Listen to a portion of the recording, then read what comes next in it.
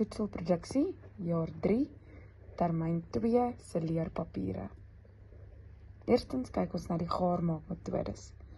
Wanneer ons kos gaar maak, is daar verskeie maniere om die kos gaar te kry.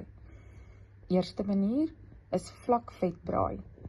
Hierdie gebruik ons wanneer ons die kos in 'n klein bietjie olie in 'n oop pan gaar maak, soos byvoorbeeld wanneer ons 'n eier gaar maak of 'n paar pampoenkoekies.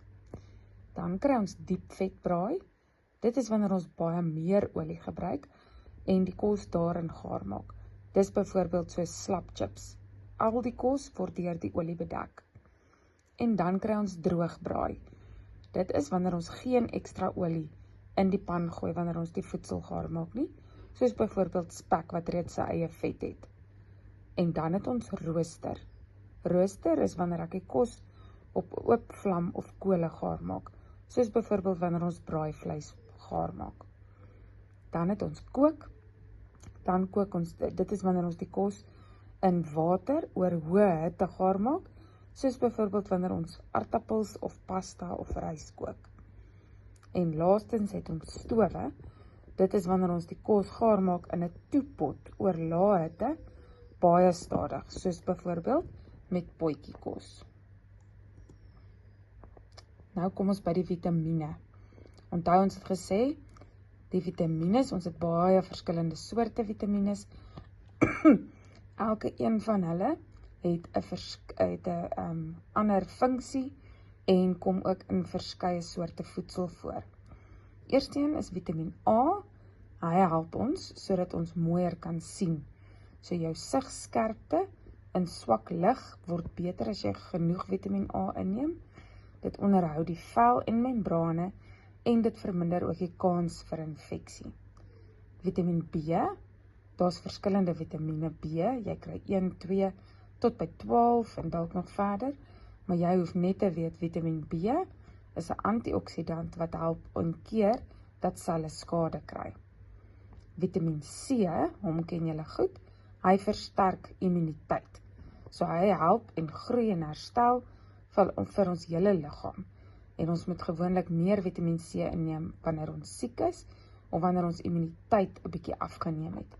En onthou, juffrou het vir julle geleer, as ons nie genoeg Vitamiin C inneem nie, dan kry ons skeerbuik. En dit is wanneer ons mondhoeke of ons tandvleis kan begin bloei. Vitamiin D se funksie is hy vorm en herstel bene, tande en are. Sink is noodsaaklik vir die normale smaak, reuk en sig. En dan kry ons kalsium, hy is redelik ook bekend, hy bou bene en help om die bene en die tande gesond te hou. En wanneer ons kyk na energie in voedsel, onthou ons kan dit in kalorieë of in kilojoules meet. En hier kan jy nou mooi in die vorm van 'n appel en 'n donut sien, wat is die verskil in kalorieë. Goed, dan proteïene is een van ons makronutriënte. Hy is belangrik vir die liggaam, want hy bou spiere en hy herstel ook die liggaam. Te veel proteïene sal veroorsaak dat jou liggaam gewig optel, maar nie genoeg proteïene sal spiere swak laat word. Dit kan ook lei tot kwashiorkor. Onthou, dit is die siekte waar die maagie swel en die arms en bene baie dun raak. En dan kry ons ook proteïene in 2 verskillende vorms. Plantproteïene en dierlike proteïene. Plantproteïene is die wat jy onder sien, dit is gewoonlik in bone of in neute, en die dierlike proteïene is jou vis en jou vleis, jou hoender en jou eiers. Die ander makronutriënt is koolhidrate. Dit gee aan die liggaam energie vir die daaglikse take en dit reguleer ook jou bloedsuiker. Te veel koolhidrate sal veroorsaak dat jou liggaam gewig optel en dit kan lei tot diabetes. Maar nie genoeg koolhidrate sal dan veroorsaak dat jou bloedsuiker baie vinnig val en dat jy regtig nie lekker voel nie, partykeer sommer duiselig. En dan kry ons verskillende soorte. Ons kry 'n komplekse koolhidraat, een wat bietjie meer verwerk is, of wat bietjie meer rou is, en dan 'n eenvoudige koolhidraat, wat iets is wat verwerk is, soos byvoorbeeld gaskoeldrank wat baie suikers bevat, koekies, slap chippies, ontbytpappe ensovoorts. Dan kry ons vette. Onthou, dis ook 'n makronutriënt. Hy gee die liggaam energie, maar onthou, hy vorm ook 'n laagie om ons organe aan die binnekant, om dit ook te beskerm. Te veel vette in die laat die liggaam gewig optel. Maar nie genoeg vette sal veroorsaak dat jou immuunstelsel verswak en dit kan ook haarverlies veroorsaak. Hier kan julle ook die verskil tussen goeie vette en slegte vette sien in die prentjie. Nou beweeg ons aan na persoonlike higiëne. Baie belangrik om hande te was voordat jy met kos werk en ook nadat jy by die badkamer was. Ons moenie juwele dra wat bakterieë kan vervoer nie, veral nie wanneer ons met voedsel werk nie. Wanneer jy hoes of wanneer jy nies, hou jou hand voor jou mond of hoes in jou elmboog. Moenie rook in die kombuis nie, hou naels mooi kort en skoon, dra elke dag skoon klere en bad of stort ten minste 1 keer 'n dag. Nou kom ons by die voedseletikette. Onthou, ons het 'n paar voedseletikette in die klas gehad en ons het ook daar geleer hoe ons hulle moet lees. Heel bo sal jy sien, hulle wys vir ons die porsie grootte.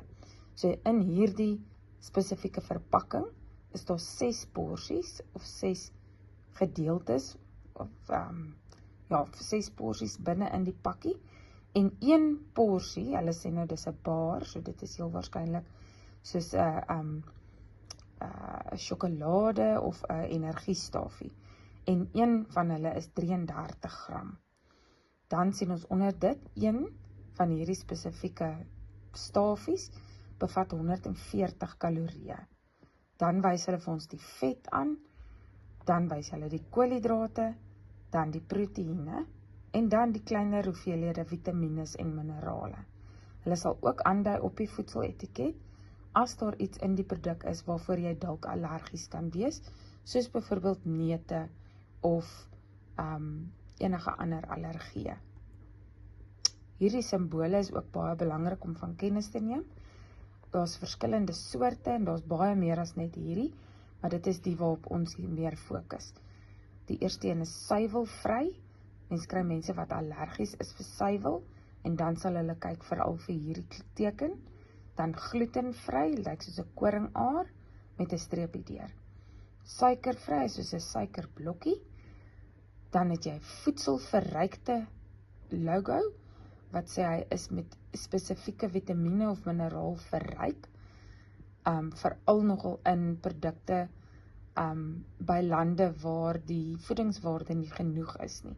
Dan het hulle byvoorbeeld die pap verryk met ekstra minerale. Die volgende een is halal. Soos jy kan sien, daar's 'n teken en dit is ook baie belangrik vir mense wat aan hierdie geloof behoort om te weet wanneer iets halal vriendelik is en of dit nie is nie. Dan herwinning, jy kan sien die 3 pyltjies en dan ook die vegetariese logo of logo wat beteken dat dit geen diereprodukte daarin het nie. Dan kom ons by voedselkontaminasie. Wanneer voedsel gekontamineer is met bakterieë, kan dit veroorsaak dat mense baie siek word. Voedsel wat maklik bederf, soos suiwelprodukte, melk, jogurt of kaas, eiers, vleis en vleisprodukte, dan het ons hoender en seekos en vis. Voedselvergiftiging is een van die siektes wat jy kan kry wanneer voedsel gekontamineer, bederf of giftig is. Dit veroorsaak dat iemand naar voel, dat hy dalk kan braak of dat hy diarree het. Dit word deur klein hoeveelhede kos soos rys, roosterbrood of beskuitjies behandel. So wanneer jy aan voedselvergiftiging ly, gee hulle gewoonlik vir jou die raad om kos te eet in klein hoeveelhede en dan kos wat geen spesifieke smaak het nie. So baie bland, as ek dit nou so kan stel. Rus baie, drink baie water en neem genoeg elektrolyte in. Dan voorkom ons voedselkontaminasie wanneer ons werkers herinner om gereeld hulle hande te was. Ons gebruik ook aparte apparaat of ons was dit voordat ons met 'n ander tipe kos werk. Ons was en ontsmet ons oppervlaktes, ons gebruik skoon snyborde, en ons moet nie rou en gaar vleis saam stoor nie. Was vars vrugte en groente onder lopende water. Hoe weet ons wanneer hierdie kos dan besmet is? Daar kan kleurveranderinge wees, soos byvoorbeeld hier op die brood, tekstuurveranderinge, veral wanneer jy werk met vleis, sal die tekstuur dadelik anders wees. En natuurlik 'n slegte reuk sal dadelik ook 'n aanduiding wees van kos wat besmet is. Geswelde blikkies, indien jy nou met 'n blikkie werk, 'n blikkie wat nie sy natuurlike vorm het nie, is altyd iets om na uit te kyk. Dan kry ons 5 verskillende soorte gebak. Ons het die kortkorsdeeg gemaak toe ons die melktert gebak het in die klas. Dan het ons filodeeg, ons het choux-deeg wat ons verlede kwartaal gemaak het, skilferkorsdeeg en ook gisdeeg, soos met die brood. Soms moet ons 'n kors blind bak, wat beteken dat ons die deegie bak, sonder dat daar nog 'n vulsel in is. En dan is dit ook belangrik om te weet van die 5 stappe om broskorsdeeg te maak, of kortkorsdeeg. Eerste plek, sif ons die droë bestanddele. Tweede plek, maak ons die stewige deeg. Dan rol ons die deeg uit, ons voer die tertbord uit, en dan het ons die boontjies ingegooi, wat 'n gewiggie op die deeg is, wat veroorsaak dat hy nie kan rys tot bo nie. Dan haal ons naderhand die boontjies af, en ons bak hom vir nog so 'n klein rukkie, sodat hy lekker gaar word. En dit is jou leerwerk.